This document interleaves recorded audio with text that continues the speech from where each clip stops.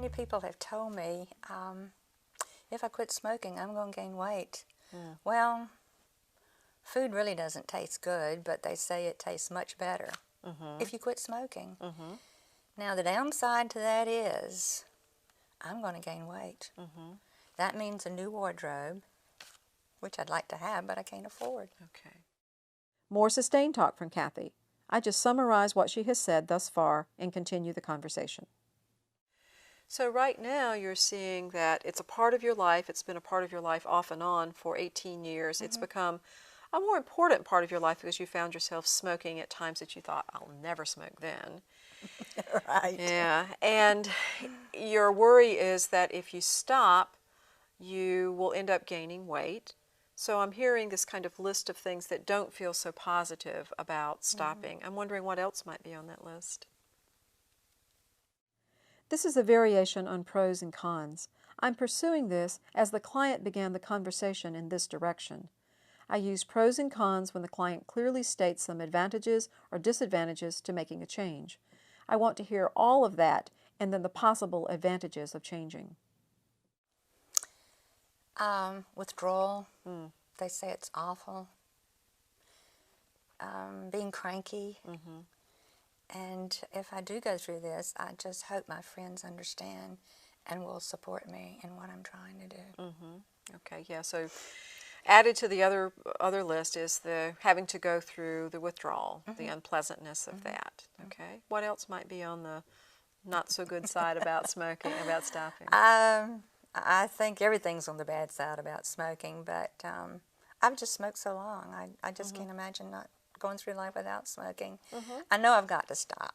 I'm having no health problems from cigarettes at present, but when the doctor told me this morning what could be waiting for me in the future, that made me rethink everything. Here it is, the sudden shift, and I am surprised by this. She has moved from sustained talk to change talk. She clearly states, I know I have to stop. A common mistake is to have the client continue focusing on the cons of making a change, but pay attention to what I do next to stay with this shift. She surprised me. All of a sudden, I really thought we were going to spend the interview with her saying, yeah, I should do this, but I just don't really think that I'm going to do it. And she surprised me when she moved into this momentum about, I really need to do something about this. So, yeah, it's very surprising, very exciting.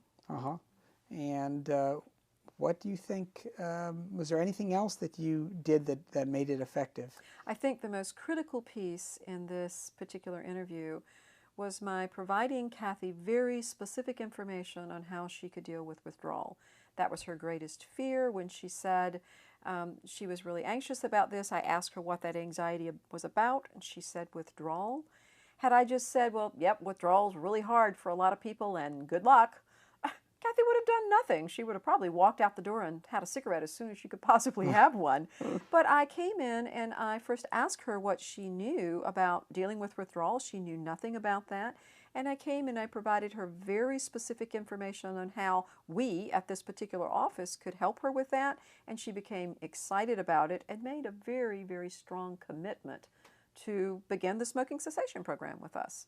And you clarified again that she thought, well, maybe I have to stop smoking before I can even begin that. Absolutely. So that's one of the things for us to pay attention to when we're providing information, is to make sure that the client really understands the information. So again, we get into that elicit, provide, elicit, or chunk, check, chunk that we've talked about before. It's just that provision of information, checking back in with the client, and then seeing what they want to do with that information. Yeah. So that's what made the difference with Kathy, I think. Oh, good.